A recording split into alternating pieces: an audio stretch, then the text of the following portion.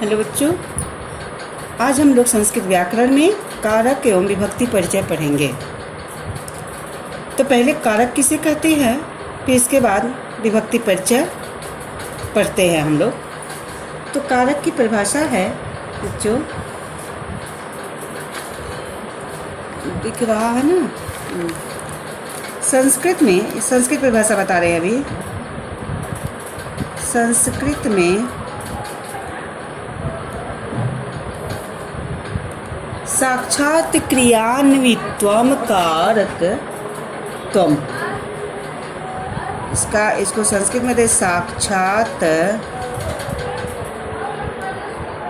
क्रियान्वित्वम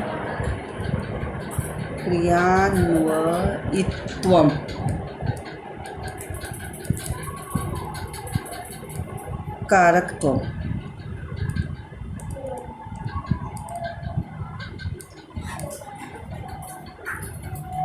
के अनुसार क्रिया के साथ सीधा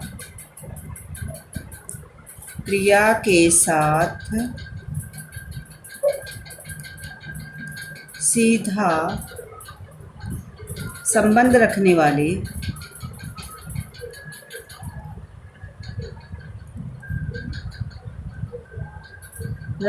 शब्दों को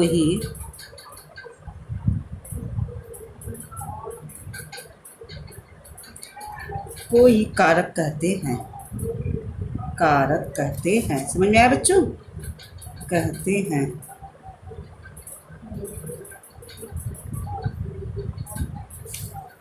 कि साक्षात क्रियान्वित्वम कारकत्वम, यानी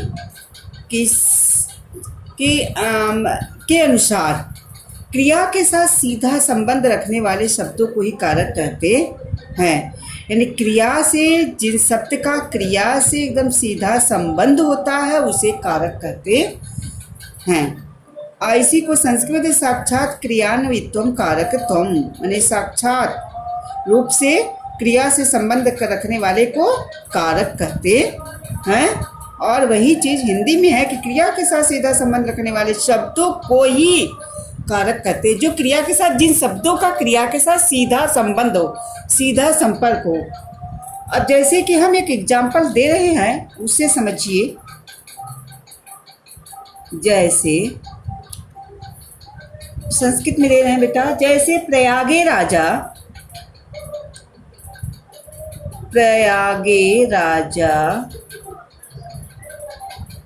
स्वहस्तेन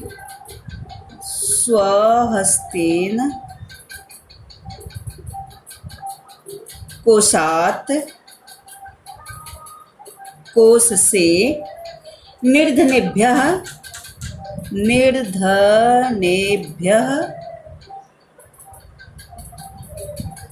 वस्त्राणि ददाति। बेटा इसमें सारे कारक तुम्हारे आ गए हैं, जो संस्कृत में जितने कारक बताए जाते हैं। ददाति,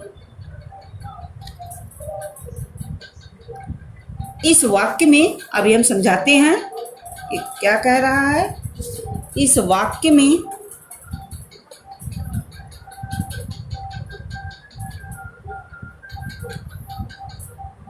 कारकों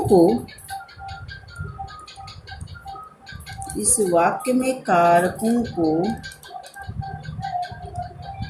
निम्नांकित रूप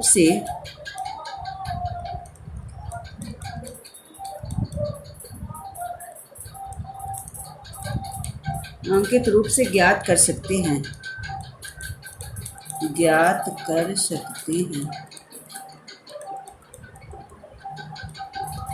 अब बच्चों देखिए, ये जो हम लिखे हैं इसमें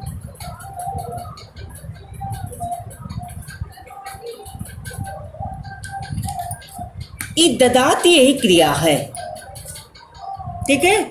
सारे शब्दों का ये जो जितने भी हैं कि प्रयागे राजा स्वहस्तेन कोशात् निर्धनेभ्यः वस्त्राणि ददाति, यानी सभी शब्दों का क्रिया से सीधा संबंध है। और इसमें सारे कारक हैं। अब जैसे इसमें है कर्ता कारक, देखिए कारक 8 कारक होते हैं, 8 विभक्तियां होती है, लेकिन संस्कृत में सिर्फ 6 कारक माना गया है। 6 कारक संस्कृत में होते हैं, षष्ठी और संबोधन को छोड़ करके संस्कृत में 6 कारक होते हैं, लेकिन विभक्ति 8 होते हैं। अब इसमें कर्ता कारक, कर्म कारक और करण कारक, करण कारक के बाद है संप्रदान कारक, अपादान कारक और अपादान कारक, यही कारक इसमें है। यानी प्रथमा से लेकर के षष्ठी को छोड़ करके सारे कारक इसमें आ चुके हैं। अब जैसे है राजा, यह कौन सा कारक है? प्रथमा विभक्ति है। कर्ता कारक, कर्ता कारक में प्रथमा व्यक्ति। अभी हम कारक और चिन्ह नीचे आप लोगों को हम समझाते हैं कि किस कारक का कौन सा चिन्ह होता है, कौन सी विभक्ति होती है। तो इसमें प्रथमा विभक्ति है, कर्ता कारक राजा है, प्रथमा व्यक्ति है, यह प्रथमा व्यक्ति है, कर्ता कारक है। और वस्त्राणी यह द्वितीय व्यक्ति है, किसको देता है? वस्त्र को देता है। राजा देता है, किसको देता है? वस्त्र को देता है। तो वस्त्राणी माने वस्त्र देता है, वस्त्र का भी सीधे संबंध है, राजा देता है, इसका भी संबंध है। तो वस्त्राणी, यह वस्त्रम वस्त्रे वस्त्राणी, वस्त्रम वस्त्रे वस्त्राणी इसका रूप चलता है। यह द्वितीय व्यक्ति बहुवचन का है, तो द्वितीय व्यक्ति कर्मकारक होता है।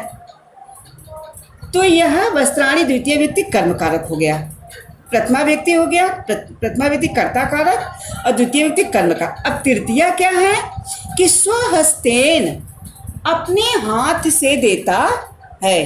कैसे देता है? अपने हाथ से। एक मिनट को बच्चा ये बोल रहा है।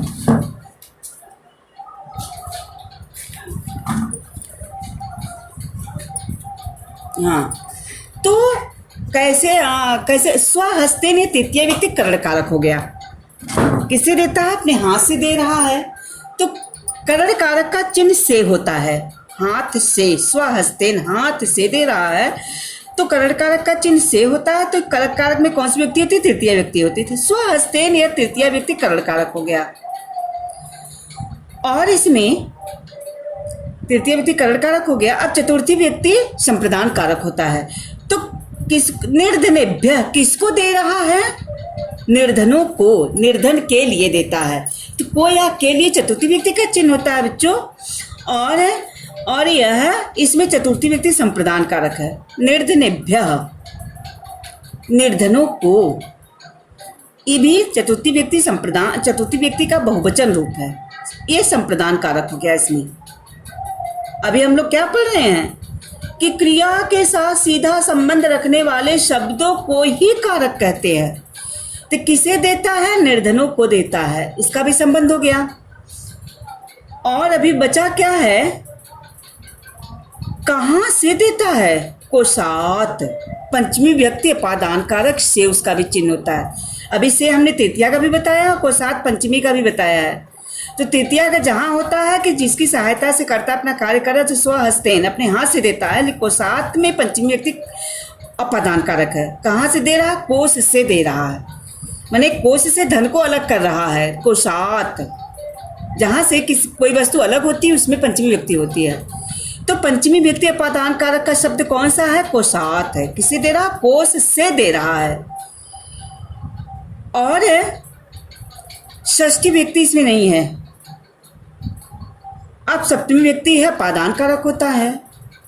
कहाँ दे रहा? प्रयाग में। आधारो अधिकरणम, आधार को अधिकरण कहते हैं। तो अधिकरण में सप्तमी व्यक्ति होता है।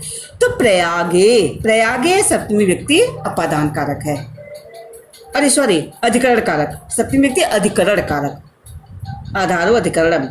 यानी कि राजा प्रयाग में स्वहस्तेन अपने हाथ से, कोसात माने कोष से, निर्धनेभ्य निर्धनों को वस्त्र देता है। यानी सबका, सारे शब्दों का संबंध क्रिया से है। क्रिया क्या है? ददाति। समझ में आया? अभी जो बातें बताएं बच्चों समझ में आ गया होगा ना?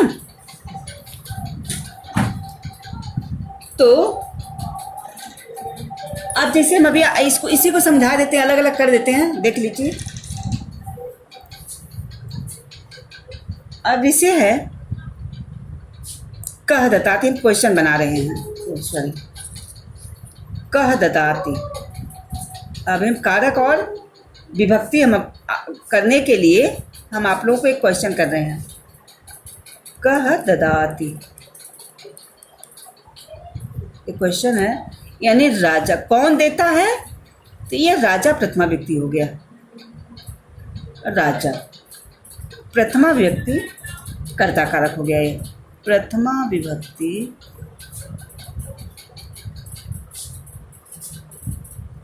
में कौन सा कारक है, प्रथमा व्यक्ति में कर्ता कारक होता है, कर्ता कारक। ठीक, फिर दूसरा क्वेश्चन है द्वितीय व्यक्ति कि किम ददाति, किम ददाति यानी क्या देता है, तो क्या देता है, वस्त्र को देता है। तो वस्त्राणि ये द्वितीय व्यक्ति हो गया, तो यहाँ लिखेंगे द्वितीय व्यक्ति का शब्द कौन सा है, वस्त्राणि। वस्त्राणि, इसमें कौन सी व्यक्ति लग गई, वस्त्रों को। द्वितीय व्यक्ति का चिन्ह होता है को होता है, तो यह द्वितीय विभक्ति हो गया बच्चों। और इसमें कौन सा कारक बन गया, कर्म कारक, कर्म कारक, कर्मणि द्वितीया। ठीक, अब तीसरा प्रश्न क्या बनता है, केन ददाति। क्या बनता है, केन ददाति।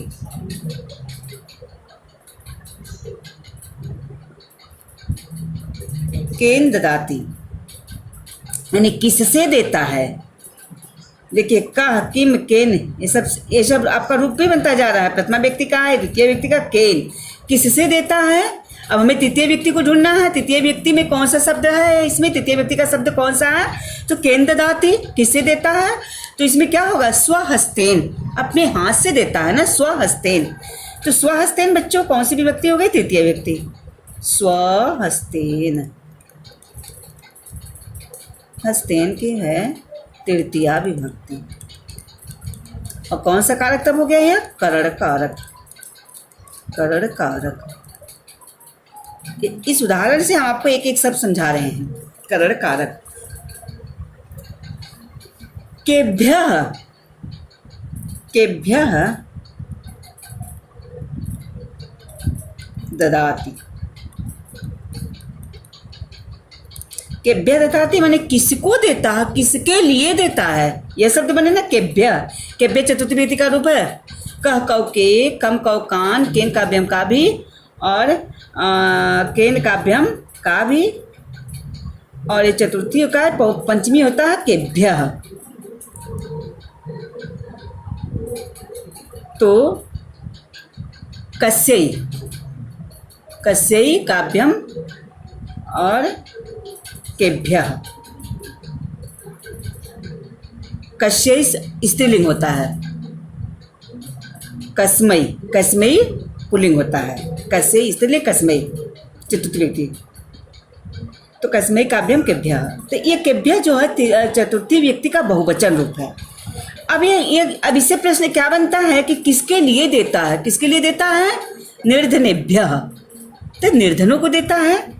तो ये शब्द बन गया आपका चतुर्थी व्यक्ति का शब्द, इसमें क्या है, निर्धनेभ्यः है, निर्धनेभ्यः।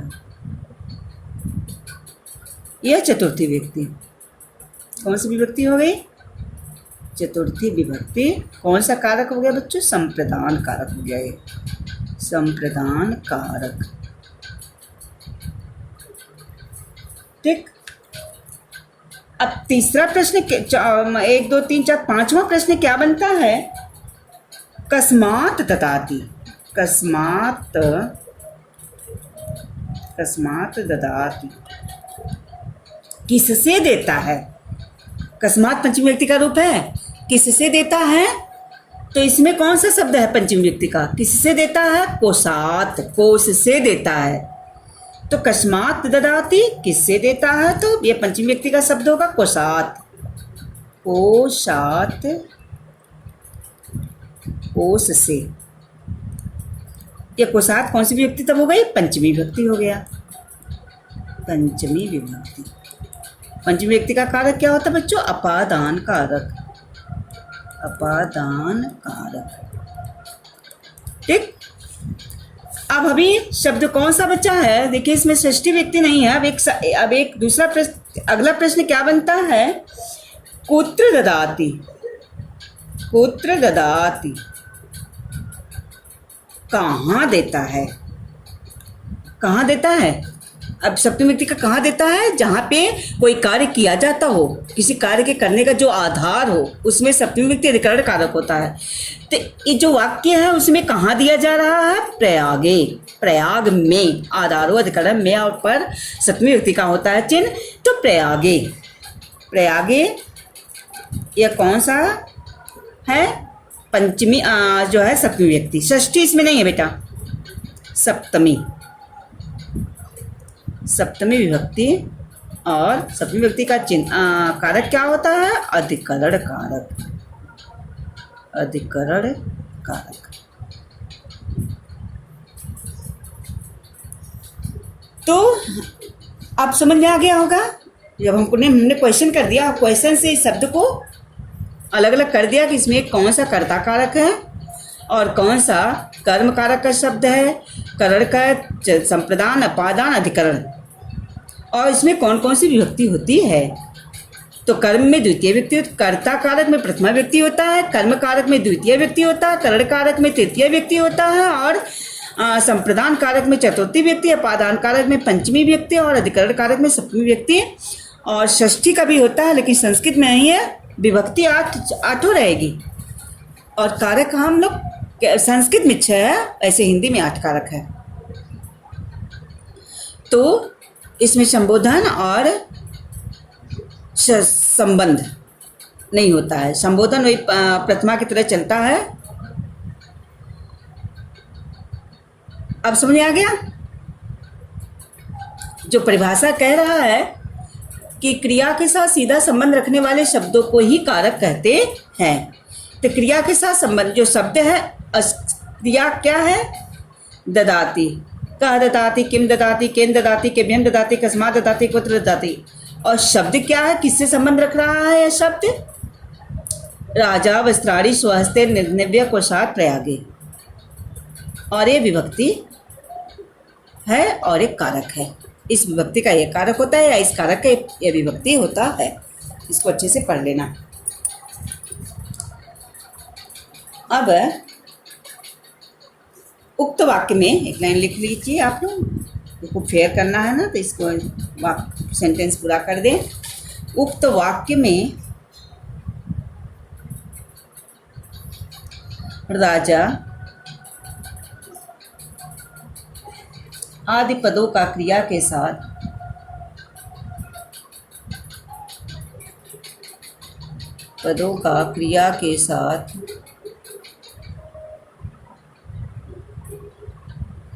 संबंध है, संबंध है।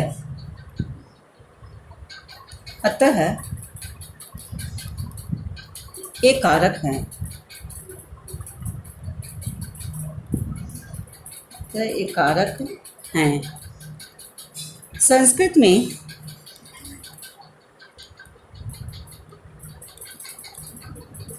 संबंध पद, संबंध षष्ठी का होता है, संबंध पद तथा संबोधन पद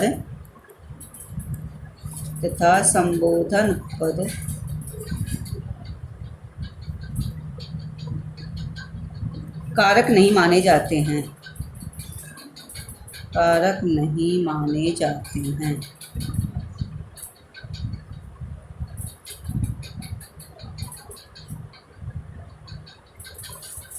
ठीक। अब हमको पढ़ना है बच्चों। अब हम आगे पढ़ेंगे कारक, विभक्ति और चिन्ह। अब बच्चों, अब हम लोग अलग अलग कारक, विभक्ति और चिन्ह की पहचान करेंगे। अभी तो हम लोग शब्दों के साथ किया है, अब हम लोग अलग अलग करेंगे।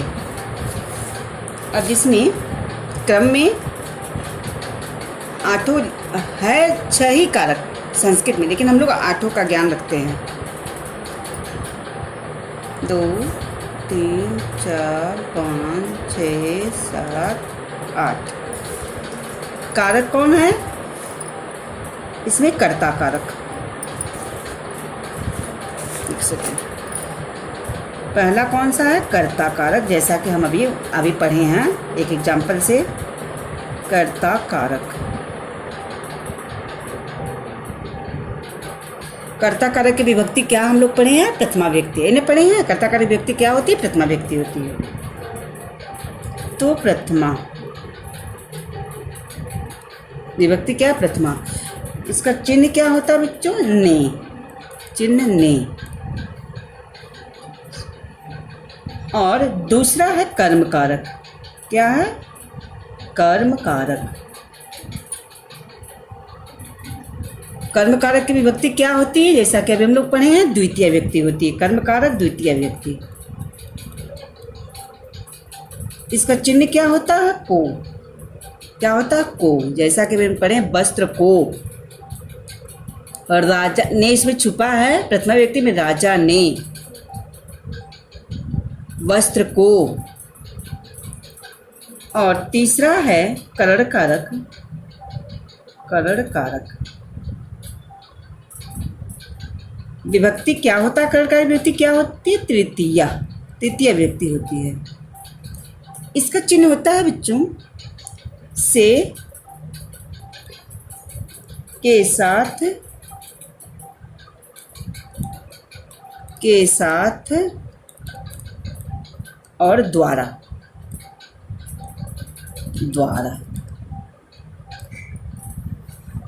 जैसे अभी है कि वस्त्र, वह हाथ से वस्त्र देता है। वह हाथ से, तो हाथ से में से चिन्ह आ गया। और के साथ, जैसे पिता के साथ पुत्र बाजार गया। राम लक्ष्मण के साथ सीता बन गई, यानी साथ में भी तृतीय व्यक्ति का प्रयोग होता है। द्वारा, इसे वह गेंद के से खेलता है या गेंद के द्वारा खेलता है। राम बाण द्वारा रावण को मारे या बाण से मारे। तो इस तरह से द्वारा तृतीय व्यक्ति का होता है। ठीक है। अब है चौथा है, कौन सा कारक है बच्चों? अब आएगा आपका संप्रदान कारक। चौथा कौन सा कारक होता है? संप्रदान कारक। बहुत अच्छी चीज़ आप लोग पढ़ रही हैं। इस सब अनुवाद करने में अगर एक कारक समझ में आ गया तो अनुवाद आराम से कर सकती हैं, संस्कृत अनुवाद आप। संप्रदान कारक में कौन सी विभक्ति होती है? चतुर्थी विभक्ति। इसका चिन्ह क्या होता है? के लिए। को या के लिए। को भी होता है, को या के लिए। के लिए। ठीक। पांचवा है बच्चों अपादान कारक। अपादान कारक। अब इसे को या के लिए है, जैसे है जैसे इसी में जो अभी दे निर्धन को के व्यतता थी, वह किसको देते हैं? निर्धन को। निर्धनेभ्य, निर्धनों को। तो को शब्द आ गया, जहाँ को रहेगा उसमें चतुर्थी व्यक्ति का। राजा ब्राह्मण को गाय देता है, तो को आ गया ब्राह्मण को, यानी किसको देता है? ब्राह्मण को। तो हम ब्राह्मण को चतुर्थी व्यक्ति लिख देंगे। किसके लिए देता है? ब्राह्मण के लिए देता है। को या के लिए है, तब हम चतुर्थी व्यक्ति का प्रयोग करेंगे। ठीक है। अगला है अपादान कारक।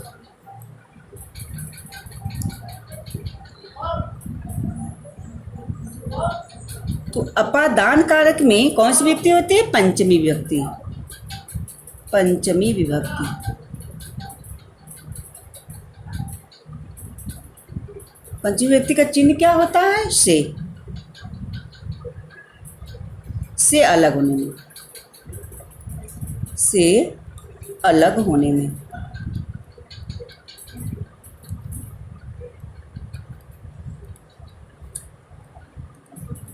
ठीक, अलग होने में। जैसे गंगा हिमालय से निकलती हैं। कहाँ? गंगा हिमालय से निकलती हैं। कहाँ से अलग हो रही हैं? हिमालय से। तो सीधे हम हिमालय में पंचमी विभक्ति लगा देंगे, गंगा हिमालयात और निर्गच्छति। पेड़ से पत्ता गिरता है। कहाँ से गिर रहा है? अलग होने में ही लग रहा है। तो पेड़ से पत्ता गिरता है तो किससे? पेड़। पेड़ को हम पंचमी विभक्ति, वृक्षात पत्राणि पतंती। वह घोड़े से गिरा। क्या वह घोड़े से अलग हो गया? तो किस में लगाएंगे? घोड़े में, अश्वात। स अश्वात पतितः, वह घोड़े से गिरा। तो इस तरह से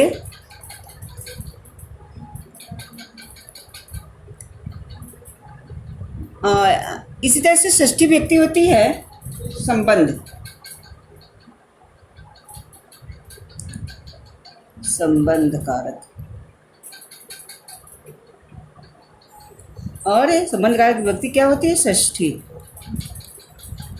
ये षष्ठी विभक्ति होती है। इसका चिन्ह क्या होता है? का की के, का की के, रा री रे, रा री रे, ना नी ने, ना नी ने, ये इसका चिन्ह होता है।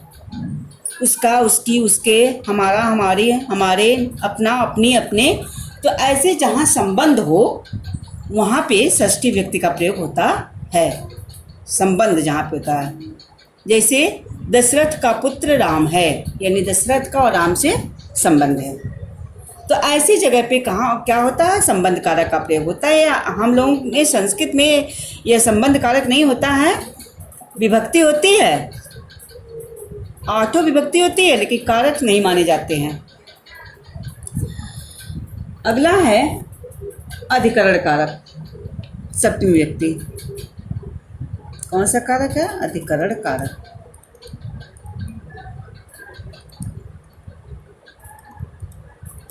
क्या है? सप्तमी विभक्ति।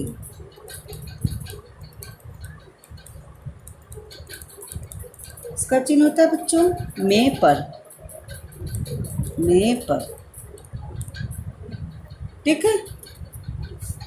अब कहाँ इसका प्रयोग होता है अधिकरण कारक का? जहाँ में पर हो, चिन्ह हो, वहाँ पे अधिकरण कारक होता है। विभक्ति कौन सी? सप्तमी विभक्ति। जैसे मेज पर पुस्तक है, मेज पर पुस्तक है। वह घर में रहती है, तिलों में तेल होता है, सिंह वन में रहता है। तब ऐसी जगह पे हम सप्तमी विभक्ति का प्रयोग करेंगे। सिंह वन में रहता, किस में करेंगे? वन में। वन को हम सप्तमी विभक्ति में लिखेंगे। सीता घर में रहती है, तो किस में रहती है? घर में। तो हम घर को सप्तमी विभक्ति में लिखेंगे, गृहे। और मेज पर पुस्तक है, फलके। हम मेज को सप्तमी विभक्ति लिखेंगे, फलके पुस्तकम अस्ति, मेज पर पुस्तक है। तो समझ गए ना कि सप्तमी विभक्ति का प्रयोग हम कहाँ करेंगे? जहाँ पे चिन्ह में और पर होता है वहाँ पे हम सप्तमी विभक्ति का प्रयोग करते हैं। उसका कारक क्या होता है? अधिकरण कारक होता है। अभी इसमें हम लोग जो कारक पढ़ेंगे, अभी तो हम अभी बता रहे हैं ना, इसका कारक विभक्ति चिन्ह बता रहे हैं, लेकिन जब हम कारक पढ़ेंगे, इसके भेद पढ़ेंगे, तो इसमें और भेद होते हैं। कर्ता कारक, कर्म कारक, करण कारक, सबके भेद होते हैं। और हम कहाँ कहाँ प्रयोग करते हैं इन विभक्तियों का, और कहाँ कहाँ प्रयोग करते हैं। अगला है संबोधन। संबोधन, तो संबोधन का संबोधन ही होता है। यह हम इसका प्रयोग कहाँ करते हैं? जहाँ पे संबोधन हो, किसी को बुलाना हो, हे, हो, अरे, भो, तो हे, अरे, भो।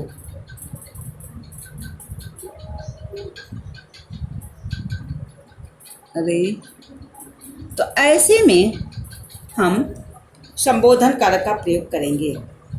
जैसे हे राम, तो भो राम।